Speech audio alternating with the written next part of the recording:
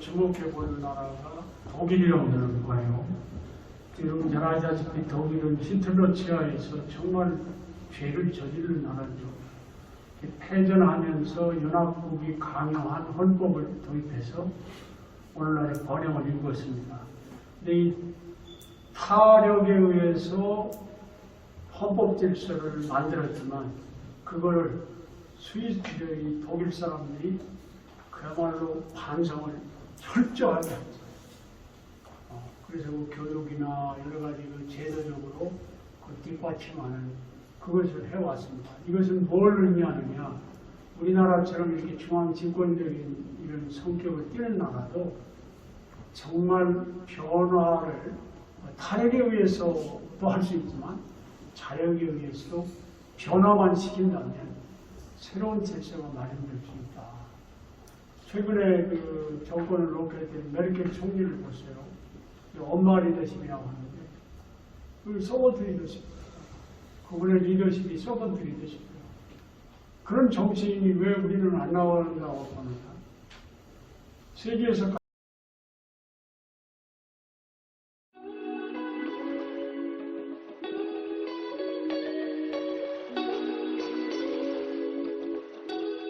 다른 나라들과 비교해 볼 때 한국이 놀라운 발전을 해서 이 자리까지 왔습니다. 근데 앞으로 우리가 다시 한번 도약을 해야 될 필요가 있습니다.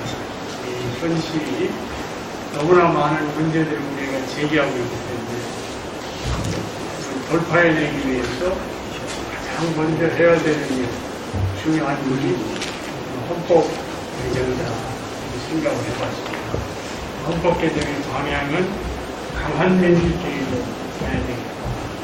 여기에서 분권화, 양원주의 기본이 필요하다. 그 말씀을 드리겠습니다. 나라가 발전하는 데는 여러 가지 요인이 작용을 하지만 학자들이 연구하는 사람들이 가장 많이 연구하는 분야 중에 하나가 제도 연구입니다. 제도가 나쁘면 나라가 쇠락하고 제도가 좋아야 나라가 번영한다. 이런 연구를 해왔는데 그게 제가 대표적으로 여러분이 잘 아는 몽테스키웨 삼권 분립을 주장했던 몽테스키웨가 쓴 책 중에 하나가 로마 성세에 관한 책이 있습니다. 로마가 자그만 도시국가에서 출발해서 세계를 사실은 유럽을 거의 다 통일하는 거대한 국가, 길게 보면 한 1000년 동안 지속된 로마라는 나라를 만드는데 그 비결이 어디 있느냐? 왜 또 그런 나라가 쇠락하게 됩니다. 망하게 됩니다. 그래서 이 사람은 몽테스키웨는 왕정에서 공화정으로 바뀌면서 번영하게 되고 공화정에서 황제정으로 시저 또 옥타비아누스로 이어지면서 쇠락의 길로 들어갔습니다. 근데 이제 이런 관점은 많은 학자들이 연구해봤지만 최근에도 국가는 왜 실패하는가라는 책을 쓴 로빈슨이라는 두 분이 책을 썼습니다.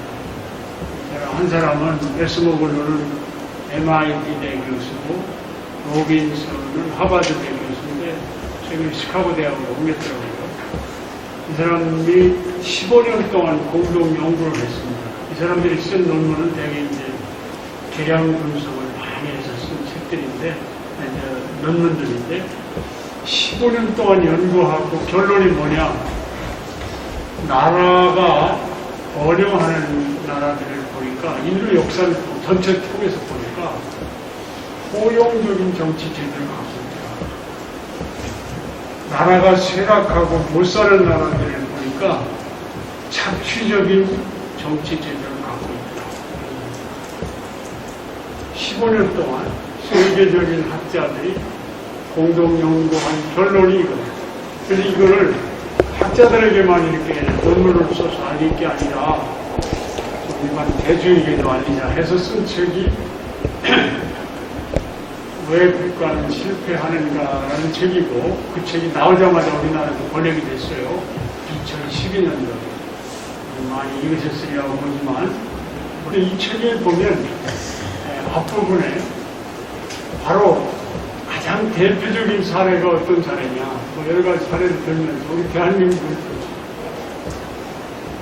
대한민국이 북한과 남한 같은 문화 같은 역사를 갖는 나라인데 1960년대 심지어는 70년대 초까지만 해도 북한이 잘 살던 나라였는데 어떻게 그 이후에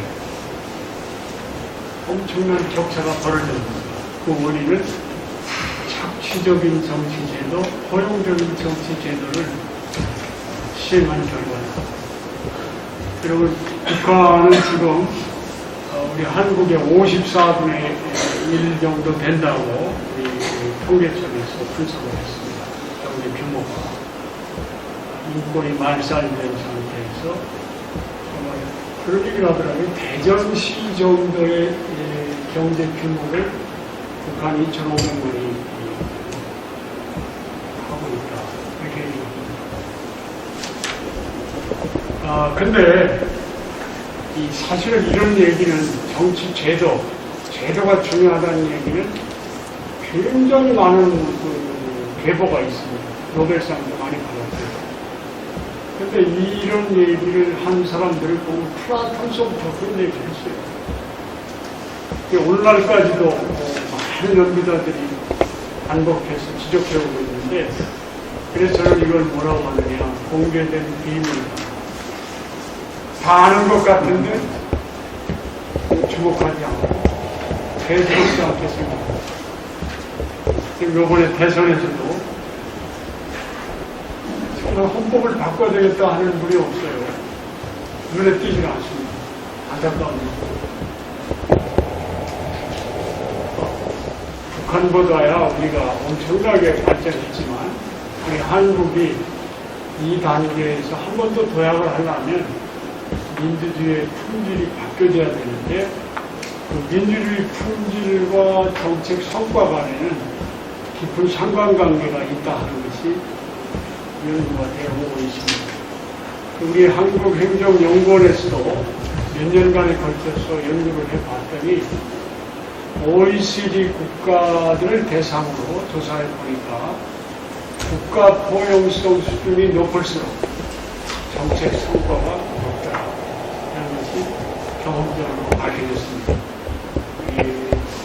한국행정연구원하고 OECD하고 같이 2년에 걸쳐서 연구한 결과 가장 강한 포용적인 성격을 갖는 국가로 스위스, 그리고 북유럽 국가들, 스웨덴, 핀란드, 노르웨이, 덴마크, 아이슬란드 이렇게 되게 이런 나라들이 가장 높은 포용성 제도를 갖고 있습니다. 그리고 독일 정도를 강한 민주주의 국가로 포함시켰습니다. 라고 봤습니다.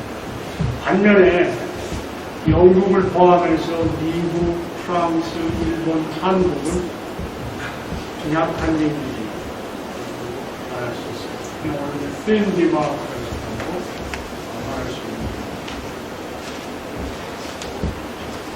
자, 우리 한국이 민주주의가 됐는데 뭘 걱정하느냐 이렇게 생각하는 분들이 있을지 몰라요. 근데 가만히 지금 전 세계적으로 보면은 쿠데타가 일어나고 중국들이 민주화 운동을 탄압하고 이런 일들이 많이 벌어지고 있지 않습니까? 우리 한국도 저는 굉장히 우리가 신경을 써야 된다. 민주주의가 우리 굉장히 튼튼한 것 같지만 지금 정치 대선 과정에서도 보세요. 한국에서 누가 이번에 대통령이 되는지 관계없이 절반의 국민은 굉장한 박탈감과 실망, 그래서 한 5년 동안 불행하게 또 살면서 계속 헐뜯고 그럽니다. 이 심각한 문제. 그 벤자민 바버는 우리에게 이렇게 경고합니다. 우리는 자유롭게 태어날 수 있다. 그러나 오직 살아있는 동안 자유를 지키려고 분투할 때만 자유롭게 죽을 수 있고, 북한, 중국을 보시고, 이 강압적인 나라입니다. 이런 나라들이 전 세계에 지금 많이 인구로 보면 거의 한 3분의 2 정도가 이런 세계에서 살고 있고, 우리나라는 지정학적으로 바로 옆에 이런 나라들이 있고, 우리 내부에도 이런 위험성이 더 살고 있다. 그런데 이 저급한 한국의 민주주의가 발전을 저해하고 있다고 볼 수 있습니다. 더 품질 민주주의가 어떤 현상으로 나타나느냐 보면 정당 정의적, 정말 사생결단하는 이런 상황. 이것이 정치하는 사람들만의 문제가 아니라 좀 정치에 관심이 많은 사람들, 거의 전 국민이 양대 진영으로 갈려서 정말 사생결단의 싸움을 하고 있는 상황입니다. 정치적 양극화가 심각해지고 있습니다. 우리나라에 지금 보면은 진보 진영, 보수 진영이 있죠. 어느 사회든지 그것이 또 긍정적인 측면이 있어요. 근데 양극화해서 중간층이 없어져 버립니다. 서로 타협할 수 있는 길이 없어요. 이거 아주 심각한 문제죠. 정치의 사법화, 사법의 정치. 여러분, 정치가 제대로 좀 작동하지 않으니까 언뜻 하면은 기회만 되면 고소합니다. 고소. 중에서도 정치가 제 역할을 못하고 민주주의 품질이 부풀었기 때문에 이런 정치의 사법화, 사법의 정치화 현상이 가속되고 있다.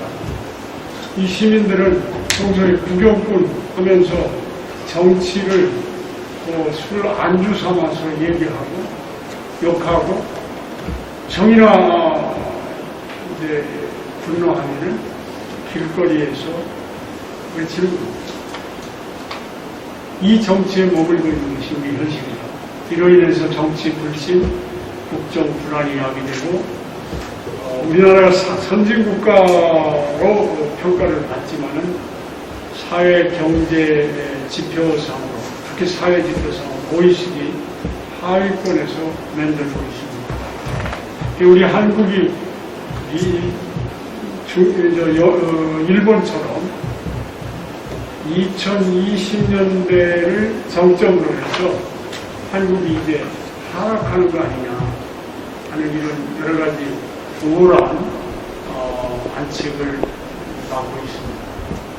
더불어서 문명의 위기가 계속되고 있습니다. 기후변화, 환경 붕괴, 팬데믹, 자원 고갈, 불평등 심리. 이것이 우리가 문명의 위기라고 할 수 있는데 거기에다가 이 민주주의도 위기 상황에 빠져 있습니다.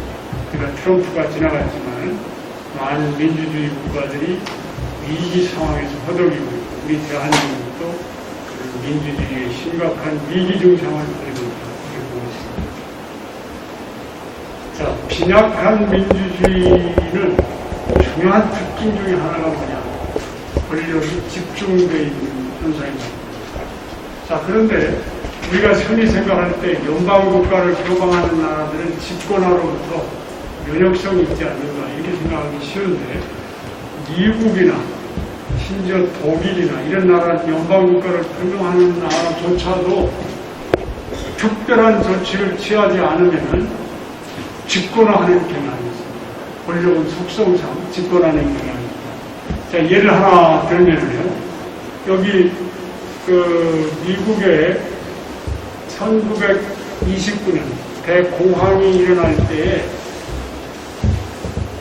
전체 정부 지출 중에 연방 지출이 30%에 불과했는데 2019년에 55%로 늘었습니다. 거의 다분히 2배가 됐습니다. 집권화가 있습니다. 그러면 미국에서 제왕적 대통령제라는 말이 나왔습니다. 우리나라에서 나온 말이 아니고. 자, 독일도 그런데, 자, 우리 한국도 여기 재정 다리도 하나만 놓고 보죠. 1992년에 70%였습니다. 올해 49%.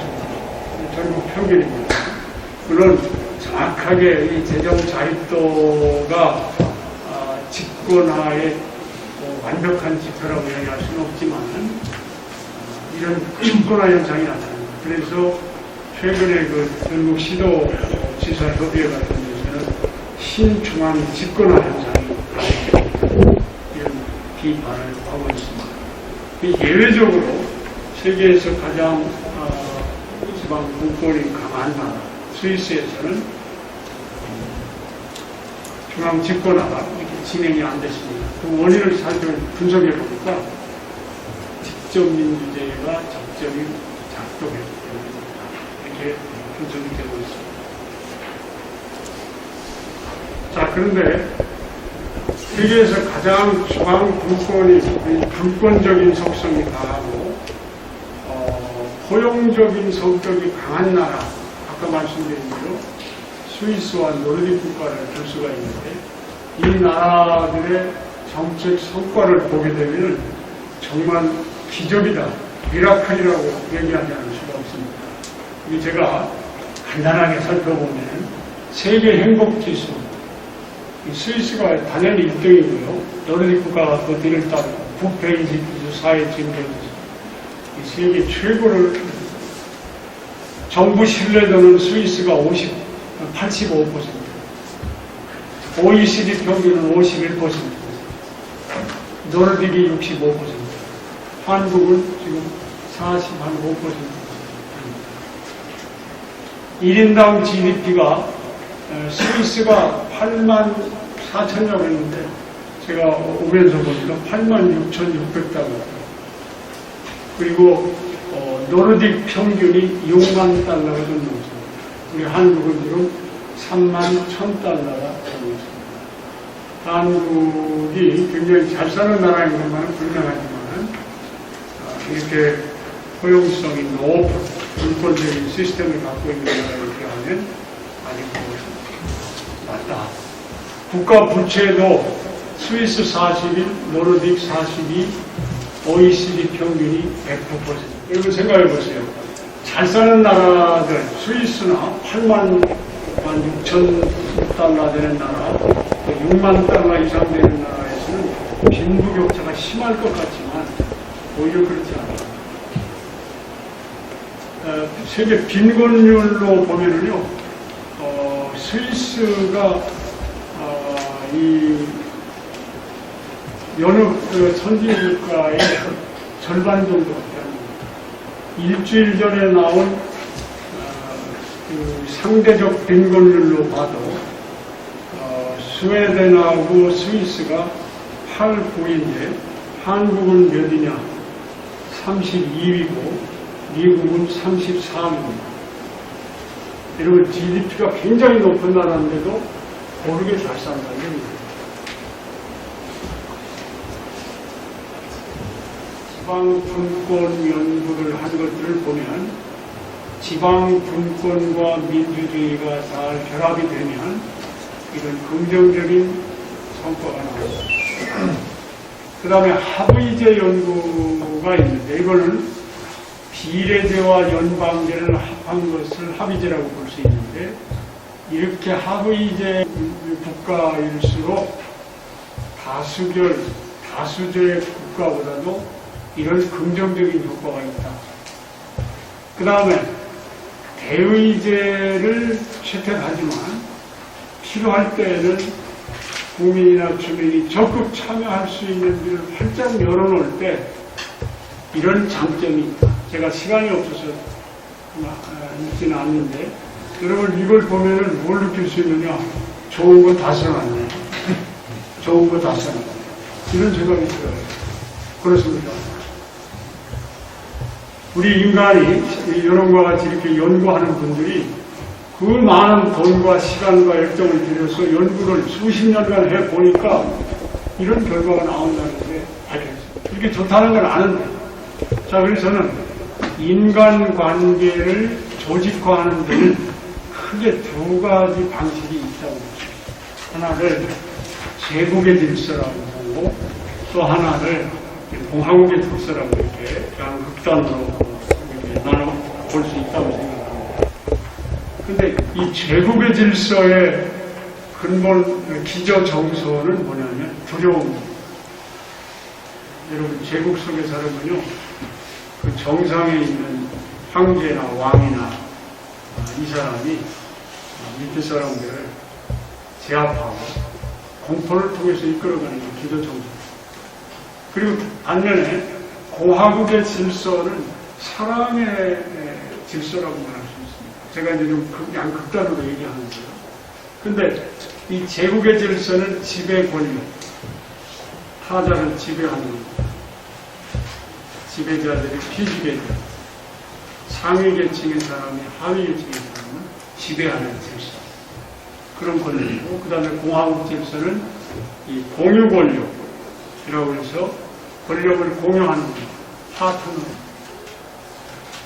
이 제도화로 보면은 이 대제적 위계, 하이라키를 중심으로 하는 제국의 질서와 공화국의 이 포용적 질서, 게노센샤프트라고 하는 것을 결사 질서, 어소시에이션이라고 말할 수 있습니다. 우리 인간이 어떤 조직이든, 이건 국가 조직뿐만 아니고 국제 질서도 그렇고 우리의 대전 세종연구원도 마찬가지입니다. 이 질서 양극단의 어느 중간에 그 질서가 만들어진다, 이렇게 볼 수가 있다고 봅니다. 자, 그래서 제가 한번 그림으로 그려봤습니다. 그동안에 연구된 것들을 가지고서 제국의 질서, 그리고 이쪽에는 공화국의 질서라고 보면 국가 포용성 지수로 볼 때, 이거 경험적으로 우리가 해보니까 아까 말씀드린 대로 스위스와 노르디크가 제일 높고요. 독일이 여기쯤 있고 미국이 중간 정도 됩니다. 그다음에 한국은 32위로 나타났습니다. 36개 국가 중에 32위로 상당히 국가 포용성이 낮은 나라로, 민주주의 국가 중에 낮은 나라가 중국, 북한. 그래서 이걸 크게 세 가지 헌법 질서로 나눌 수 있지 않겠느냐.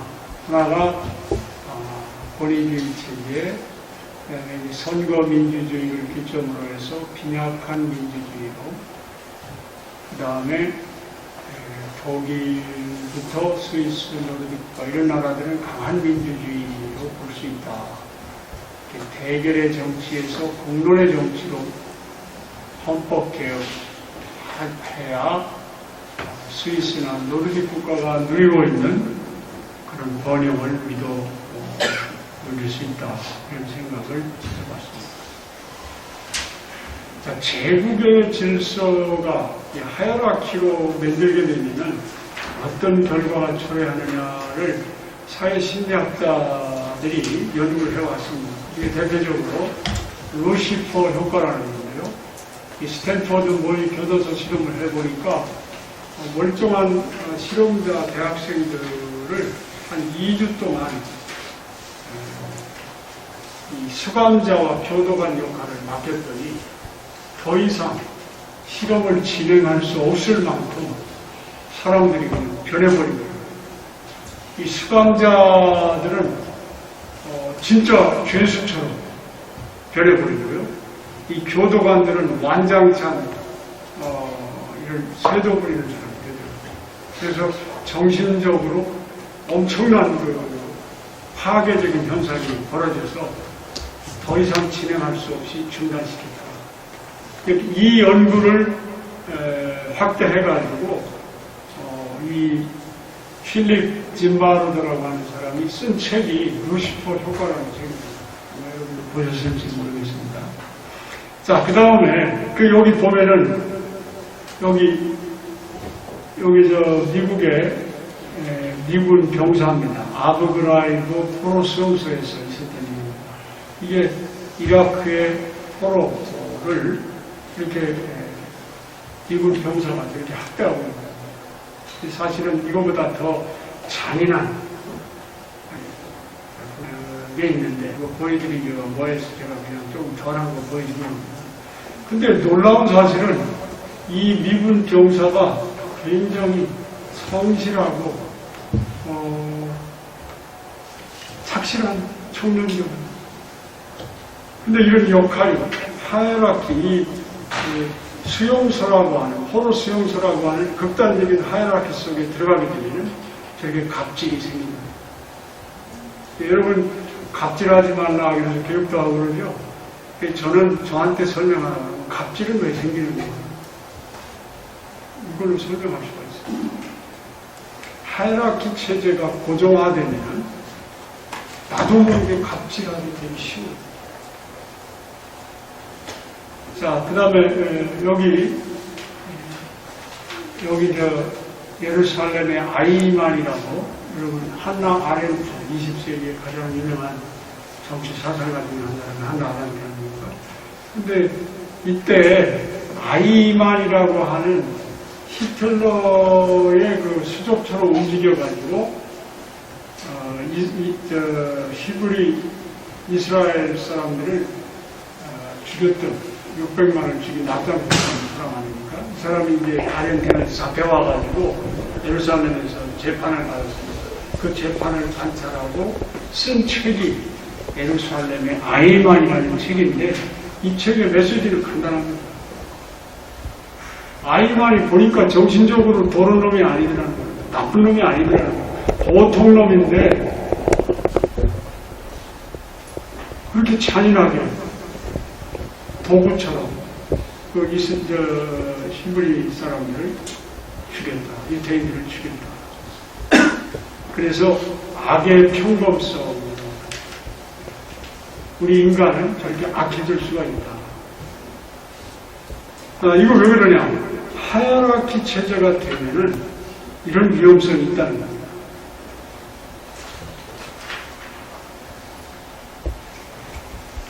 자, 반면에 이 공화국 질서와 나아가서 공화국의 질서는 파트너십입니다. 결사의 질서예요.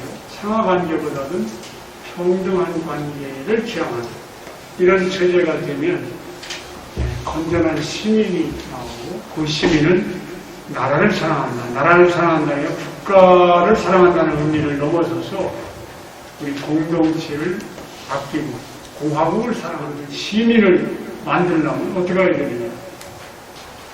이렇게 교육을 시켜야 돼 시민이 되느냐? 이 장작 그룹소는 이런 교육도 물론 필요하겠지만 근본적으로 중요한 건 공화국의 질서를 만든다. 그걸 바로 쓴 것이 사회계약론입니다. 사회계약을 통해서 공화국 질서를 만드시오 라고 쓴 것이, 그렇게 되면 뭐가 만들어지느냐? 시민이 만들어지고, 그런 나라가 어떻게 된다는 거예요? 도와줍니다. 그 얘기를 쓴 것이 사회계약론이라고 저는 해석을 합니다. 알렉시스 토크빌도 미국에 29살 때 가가지고 9개월 동안 미국 여행하면서 관찰한 사실을 쓴 책이 미국의 민주주의라는 책인데, 거기서 이런 말을 했습니다. 뉴잉글랜드 가보니까 유럽에서는 볼 수 없던 사람들이 애향심이 굉장히 강하고 질서도 잘 지키고, 무슨 공적인 문제가 생기면 서로 모여서 상의하고 자기가 돈을 내고 문제를 스스로 해결해 나가고, 왠지 가능한가 봤더니 자치를 하는 공화국의 질서를 갖습니다. 이걸 얘기하고 있습니다. 여러분, 스위스, 이 지상에서 가장 이 공화국 질서에 부합하는 나라가 어느 나라냐라고 하면 저는 스위스라고 보고 싶은데, 스위스가 2차 세계대전 때 히틀러로부터 유일하게 침공을 면한 나라예요. 왜 그렇게 됐는가 하고 그걸 연구한 사람이 스티븐 헬프릭이라는 사람인데, 이 사람이 그 책의 결론 부분에 이런 말을 써놓고 있습니다. 2차 세계대전 때 스위스 철통국방의 국방의 비결은 스위스가 지방 군권적 연방제, 직접민주제, 시민군을 가진 공화국이죠. 스위스에 어떤 카리스마적 리더가 나와가지고 단결하자, 히틀러를 물리치자 해가지고 물리친 게 아니라 공화국의 질서가 내가 사는 고장을 지키자. 그게 애국심으로 나라 사랑으로. 그래서 평화를 유지했다. 전쟁을 면했다. 자, 그러면 87년 우리나라 헌법이 뭐가 문제라는 거냐? 저는 빈약한 민주주의인데 세 가지로 나눠봤습니다. 첫 번째는 이전 투구의 권력 투쟁을 이야기하는 승자 독식 다수결제입니다. 두 번째는 타율 또 의존하는 것에 길든 지방을 맺는 과잉중앙집권.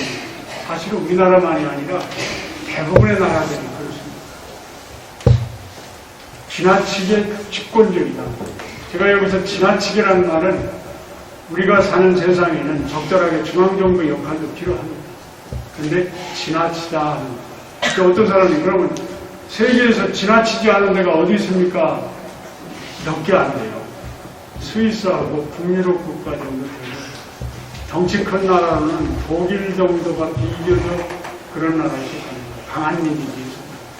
그 나머지 나라, 미국을 비롯해서 그 나머지 나라들은 굉장히 지나치게 집권적이다. 저는 그렇게 평가합니다. 자, 그 다음에 엘리트 지배 대의민주주의입니다. 이 정치를 정치인 해가지고 정치를 정치하는 사람들의 일로만 생각하는데 저는 정치를 그렇게 보지 말아야 된다. 정치는 시민이 하는 정치다. 직업을 정치로 하는 사람이 정치인이고 우리가 고용한 정치인일 뿐이지 정치의 주체는 시민이 되어야 된다.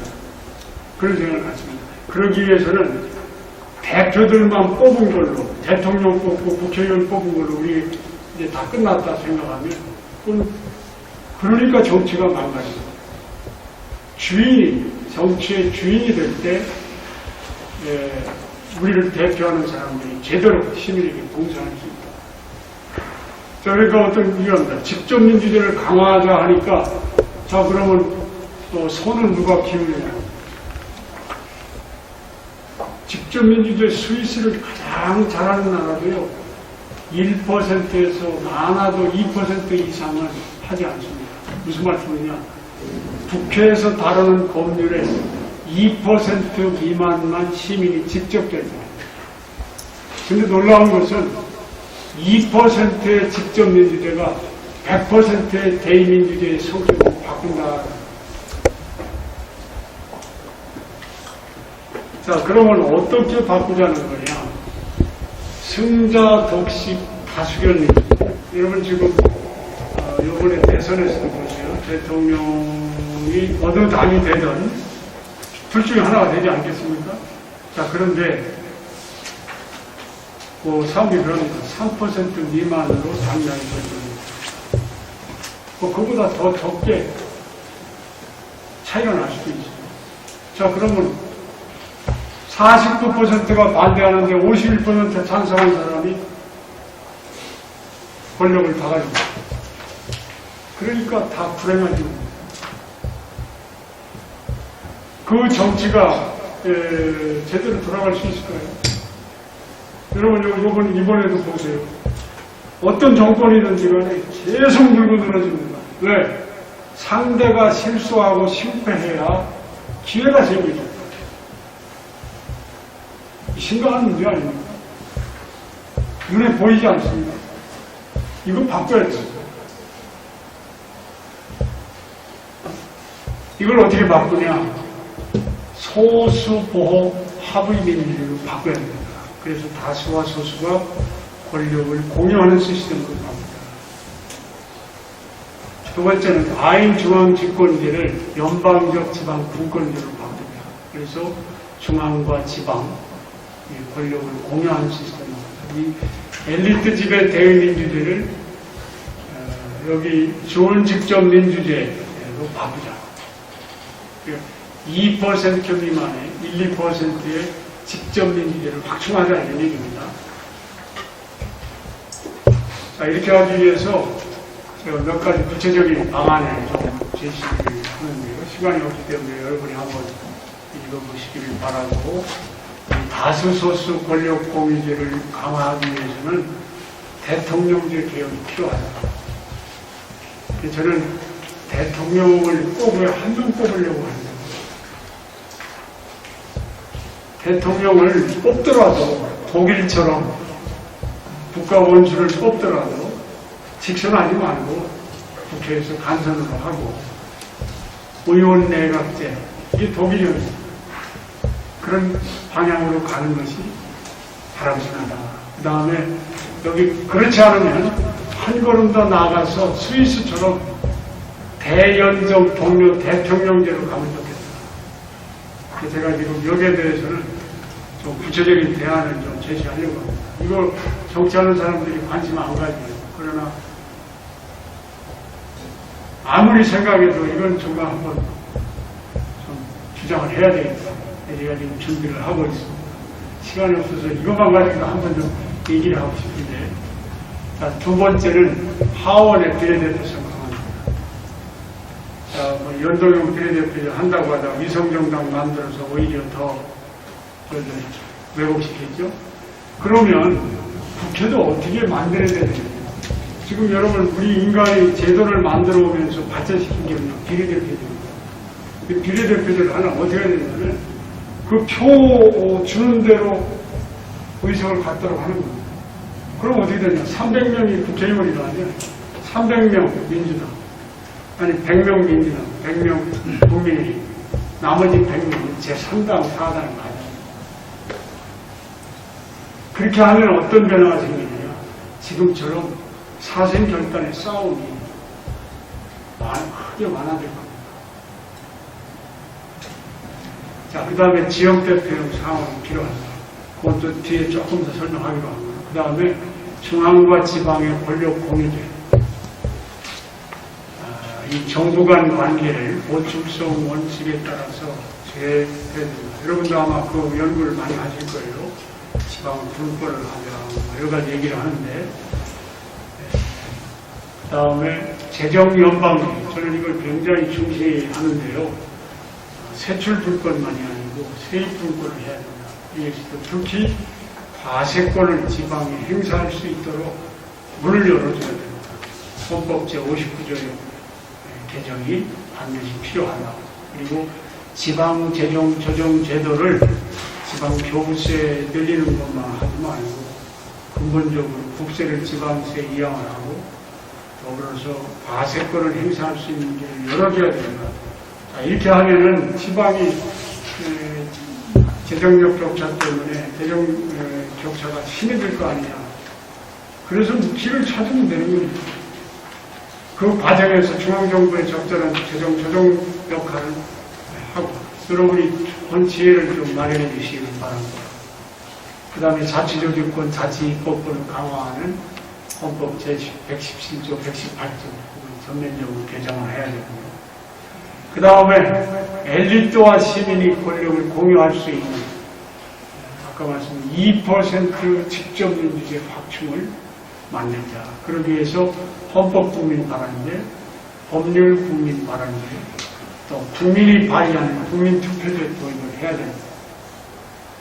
그 다음에 요번에 최근에 개정된 주민조례 발언제, 제가 보니까 이거 문제가 많아요. 기껏 바꾼다고 바꿔놨는데 제가 볼 때 더 바꿔야 됩니다. 주민투표제도 대대적으로 혁신이 필요하고, 그리고 읍면동 풀뿌리 민주주의, 주민통회, 읍면동도 좀 강화할 필요가 있다. 제 생각엔 여러분들이 좋은 제도를 좀 만들어 주시면 좋겠습니다. 우리 한국의 양원제 역사를 말씀을 드리겠습니다. 우리 한국이 전쟁 중에 양원제가 발췌 개헌으로 도입이 됐습니다. 그러나 유보가 돼서 시행이 되지 않다가 한 10년 가까이 양원제 헌법을 가지고 있었어요. 그러나 시행이 되지 않다가 4.19 혁명 후에 민주당 정부가 양원제를 시행해서 실제 민의원, 참의원이 운영한 경험이 있습니다.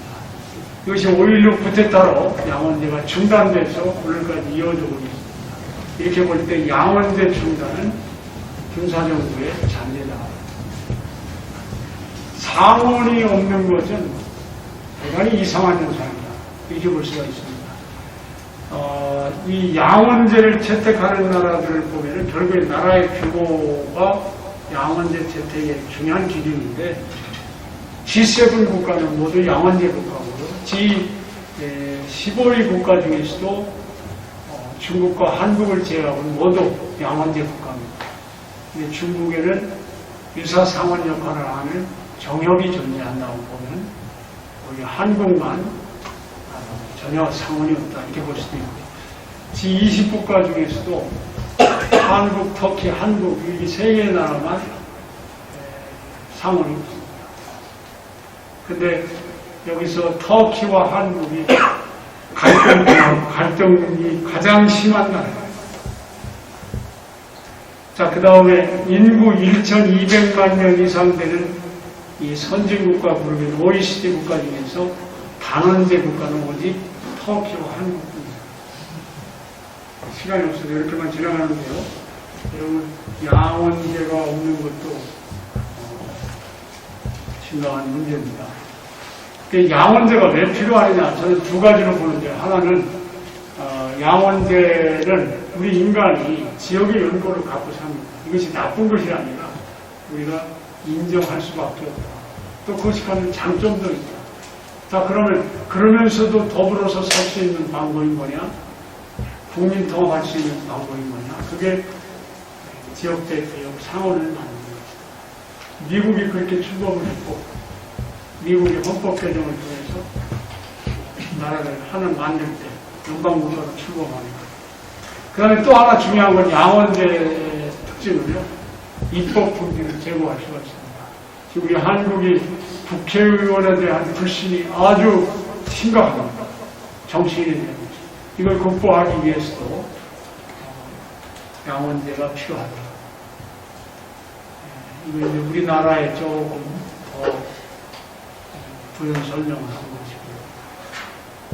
자, 이거는 양원제 설치를 위해서 여러 가지 제가 제안을 표명했습니다.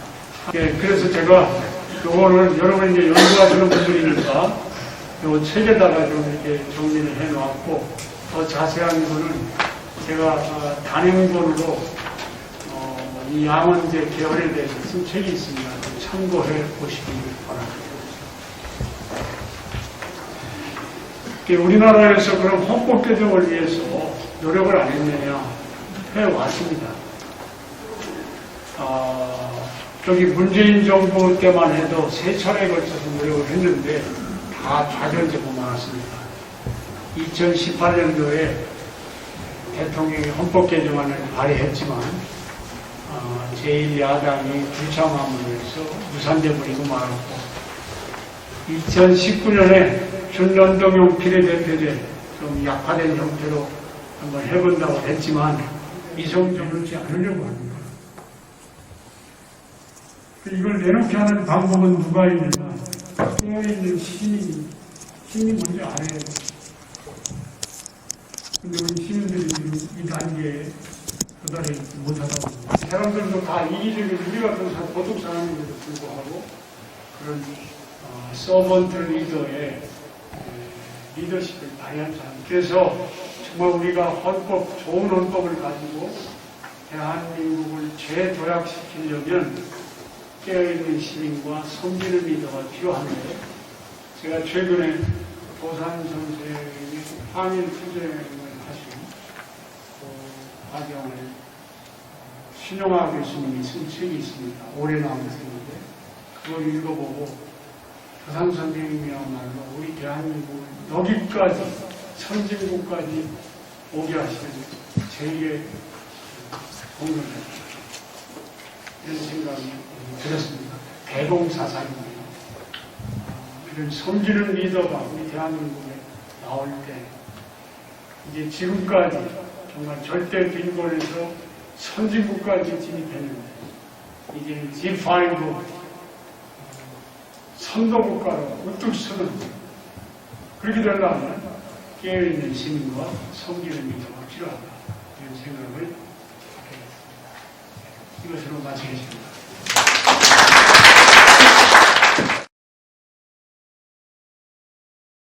네, 안녕하십니까. 대전생명원 김성갑니다. 원장님 강의 들으면서 도 시민으로서 보다 정치에 또 관심을 가지고 좀 참여를 해야 되지 않을까라는 생각을 많이 하게 됐고요. 제가 이제 평소에도 이제 가지고 있던 궁금증 중에 하나는 이제 자치 분권과 그리고 이제 균형 발전에 대한 부분입니다.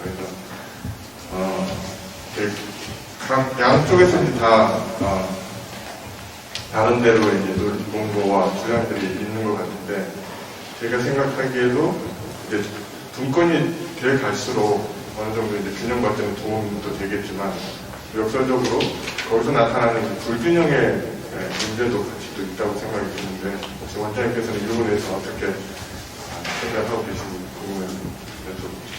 네, 아주 중요한 질문을 해주셨는데요. 저는 노르딕 국가와 스위스를 예로 들어서 말씀을 드리겠습니다. 스위스는 86,600불, 우리나라의 인당 GDP의 거의 3배 가까운, 그리고 노르딕은 2배 정도 되는 나라예요. 굉장히 잘 사는 나라죠. 잘 사는 나라면 빈부격차가 심하고 지역 불균형이 심할 것처럼 생각이 쉽잖아요. 집지역에 등등 해서.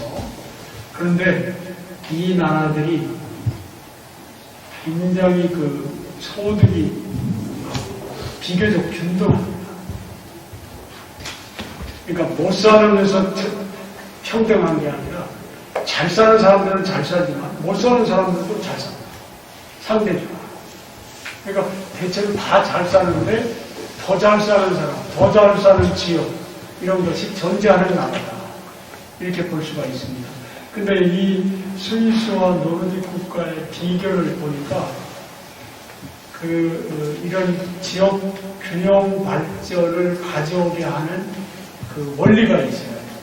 그게 뭐냐면 분권입니다. 분권, 민주주의의 품질이 높다는 겁니다. 그러니까 이 분권화 예를 하나 들면, 스위스를 가면 글로벌 기업들이 전 세계에서 인구 10만 명이나 글로벌 기업 밀도가 가장 높은 기업 강국의 나라가 스위스인데, 스위스에서 글로벌 기업들이 쭈리에만, 인구 45만 대는 쭈리에만 있지 않습니다. 거의 전국에 있습니다. 예를 들면 비베라고 하는 인구 15,000명이 되는 도시에 네슬레 회사의 본사가 있습니다. 197개국에 45만 명의 직원을 거느린 회사의 본사가 비베에 있어요. 비베. 인구 15,000명. 우리나라 5천보다도 작은데. 자, 그런데 그게 어떻게 가능하냐. 왜 서울에 있고 쭈리에 있지 않고 그 작은 데 있느냐. 간단한 원리예요. 세금을 누가 결정하느냐. 법인세를 누가 결정하느냐면 비베 주민들이 결정합니다. 세금을 그렇게 막 세금을 중구난방으로 매기면 나라가 어떻게 되느냐. 긴 얘기는 할 수 없기 때문에 과세권을 가지고 대기업들이 그 지역에 와서 본사를 차리도록 합니다. 자, 그러면 그 세금을 주민들이 투표로 결정하는데 낮게 결정해주면은 기업들이 오는 겁니다. 그러면 와서 세금을 예를 들면 개인소득세나 법인소득세를 누구한테 내느냐. 우리나라는 국세로 다 걷어갑니다. 그리고 중앙이 나눠주는 정책을 취하는데 스위스는 그렇지 않습니다.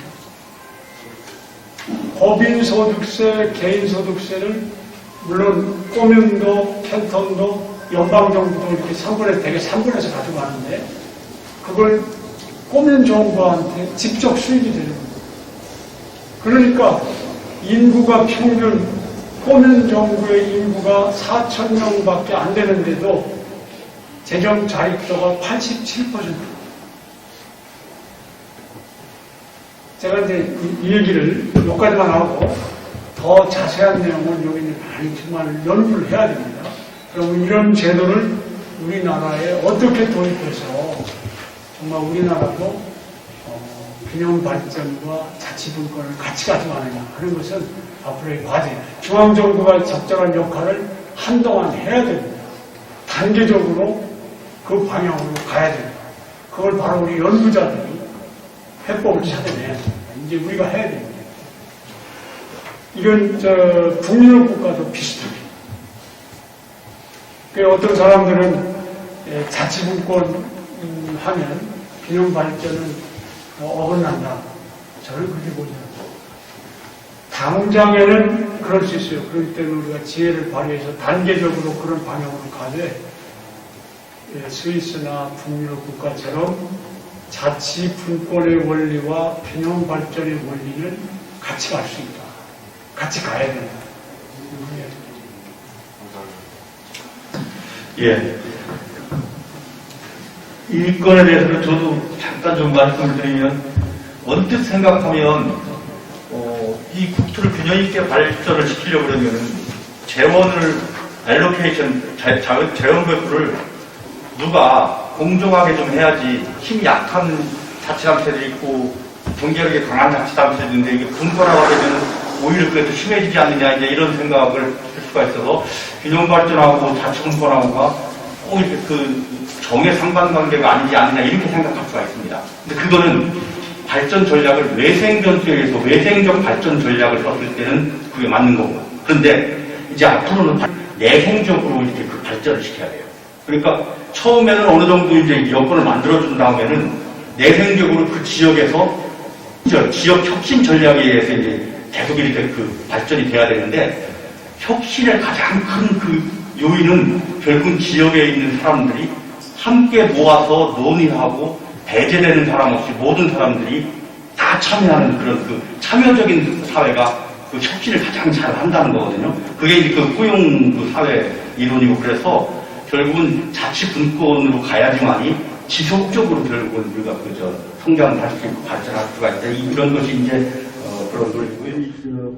교수님 한국행정연구원장 하실 때 하신 일 중에서 이제 제가 들어온 것이 하나 있어서, 저도 이제 우리 연구원을 운영을 하는 사람 입장에서 여기 보면 이제 왜 서번트 리더십인가 이렇게 가지고 책을 이제 이렇게 발간을 했는데, 이것이 한국행정연구원 세종 리더십 청소 제2호입니다.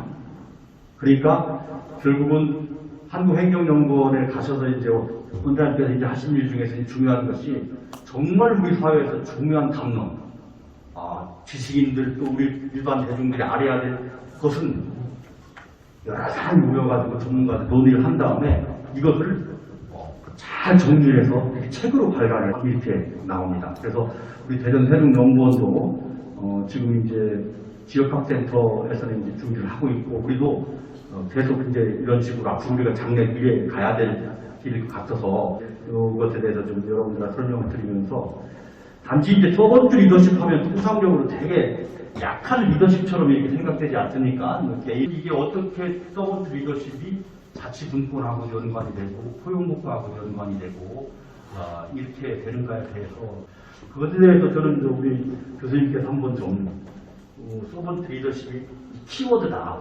이것이 우리 사회에서 모든 발전을 선도할 수 있는 밀착적인 그 키워드에 대해서 한번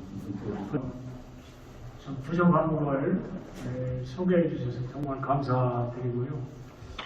이제 우리가 흔히 생각하기에는 서번트 리더십 하면 종교나 무슨 가정이나 이런 데서 얘기가 되는 거지, 무슨 정치의 영역에서 치열하게 권력 투쟁하는데 서번트 리더십 그 말도 안 된다 이렇게 생각하기 쉬운데, 저는 그런 생각이 들었어요. 아까 설명했던 거, 아까 좀 전에 제가 말했던 것과 연결시키면, 리더십은 크게 이 제국의 리더십, 이 탑에 왕이나 황제가 있고 어떤 계급이 있고 제일 밑에는 노예가 있는 이런 시스템, 하이라키가 있는 곳에서는 마키아벨리의 군주론이 굉장히 유력하게 제시됐다라고 생각합니다. 또 그것이 많이 통한다. 자, 그런데 여러분 이 빈약한 민주주의, 우리 한국 같은 민주주의 헌법 질서에서는 어떤 리더십이 통하는가 하고 제가 고민을 해보니까 막스 베버의 카리스마 리더십이 나름대로 통하는 양입니다.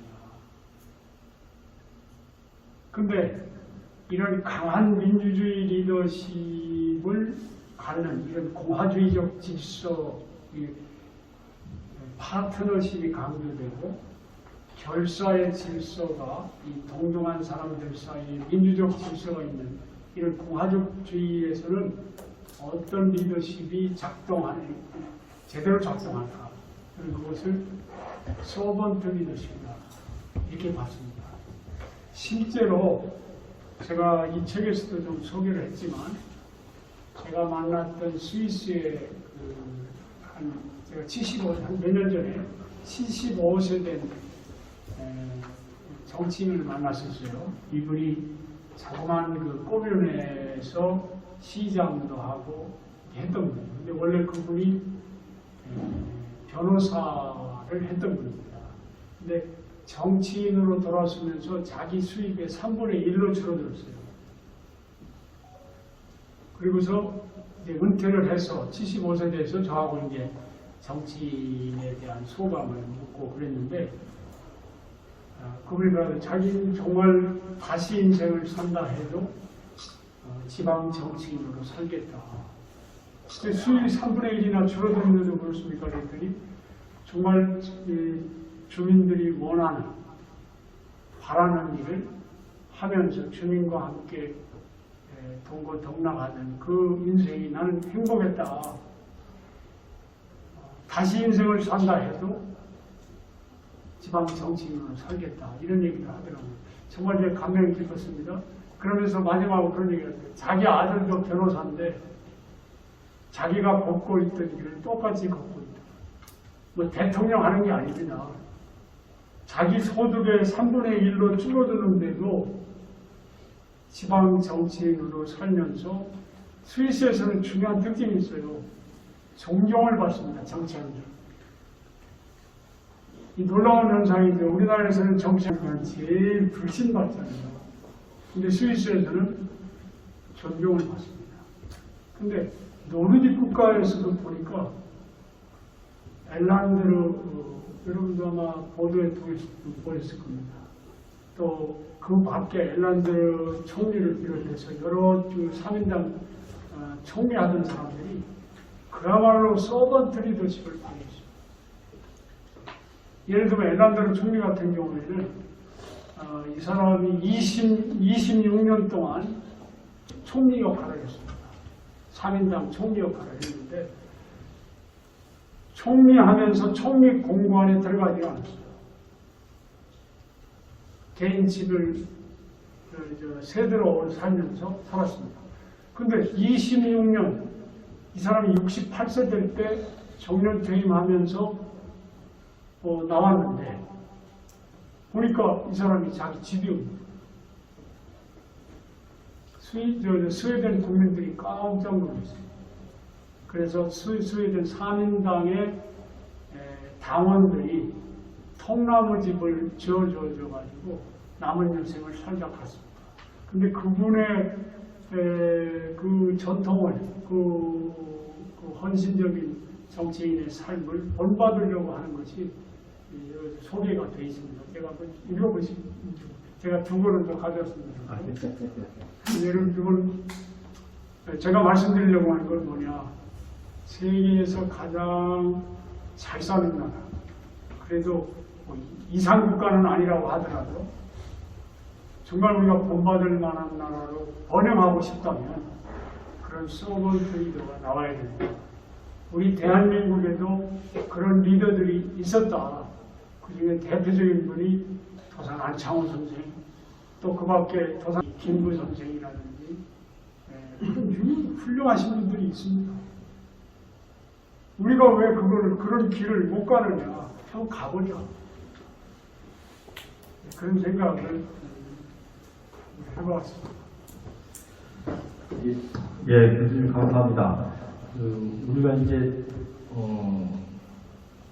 세상을 이렇게 자꾸 조금이라도 더 좋은 방향으로 변화시키는 그런 어떤 그 일을 우리가 이제 하고 있다. 또 그런 자부심으로 이제 우리가 매일매일 사는데 경우에 따라서는 좀 크게 이렇게 좀 바라볼 필요성이 있을 것 같아요. 그리고 달리 바라볼 필요성도 있고. 그래서 오늘 좀 크게 보고 달리 보는 그런 시간이지 않았나 이런 생각을 합니다. 그래서 우리가 통상 연구를 할 때 미국이나 영국이나 불란서나 이런 데 같이 이제 큰 나라 위주로 이렇게 보고 접근했었는데 그렇지 않고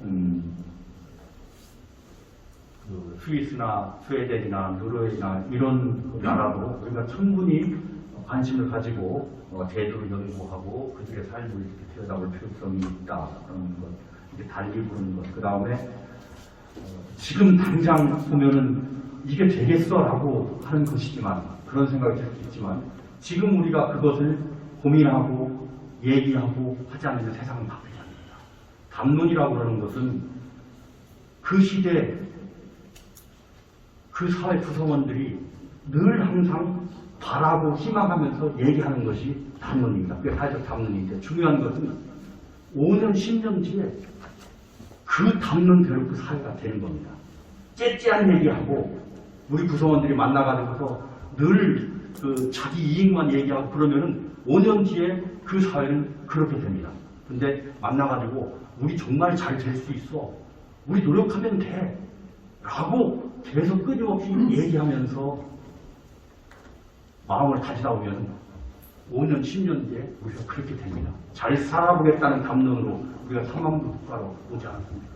그렇기 때문에 이 헌법 개정 언뜻 보면은 지금 같은 정치 상황에서 이게 언제 되겠어라고 하지만 이걸 지금 우리가 끊임없이 얘기하고 해야 된다라고 하면은 이게 됩니다. 그래서 멀리 보고 크게 보는 기회, 그리고 달리 보는 기회, 우리 안 교수님 덕분에 그런 시간을 가졌다고 생각을 합니다. 작은 나라들이 이게 잘하고 있는 건 사실이고요. 근데 큰 나라 중에서 그래도 우리가 주목해 보는 나라가 독일이라고 하는 거예요. 여러분 잘 아시다시피 독일은 히틀러 치하에서 정말 죄를 저지른 나라죠. 패전하면서 연합국이 강요한 헌법을 도입해서 오늘날의 번영을 이루었습니다.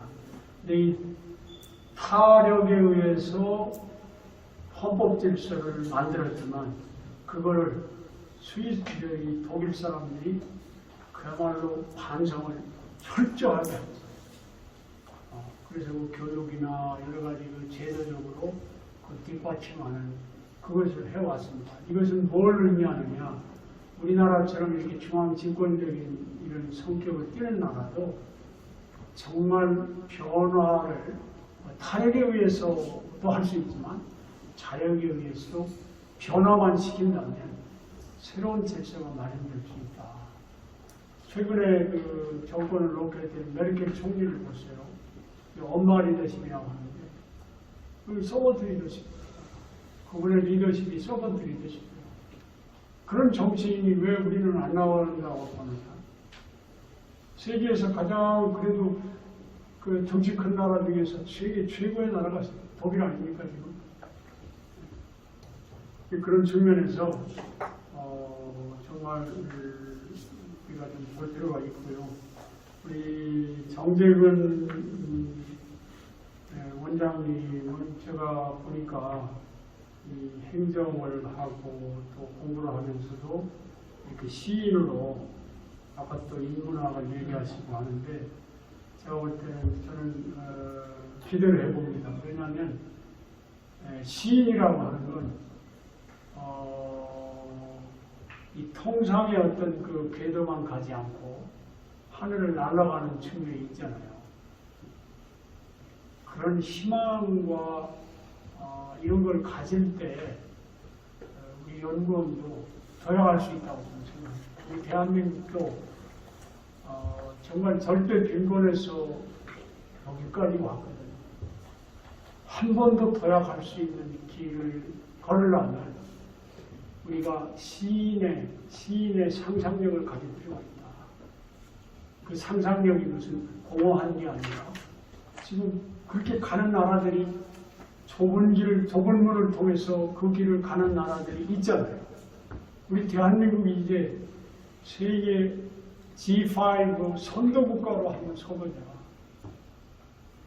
그러기 위해서는 서울에 지금 서울만 믿어서는 안 됩니다. 여러분 대전 세종 여기서 여러분이 그 변화의 시발점을 만드실 수 있다고 보고 그렇게 될 때 우리나라가 정말 G5 국가가 되는 거죠. 여러분 지금 갖고 있는 여러 가지 어려움들이 있고 그럴 거예요. 그러나 꾸준하게 5년, 10년 노력하다 보면 이런 시인의 상상력과 또 철저한 의지를 가지고 노력한다면 이 세종 대전 연구원도 정말 우리 대한민국을 이끄는 중요한 엔진의 역할을 할 수 있다. 또 그런 세상이 오도록 만들어야 된다.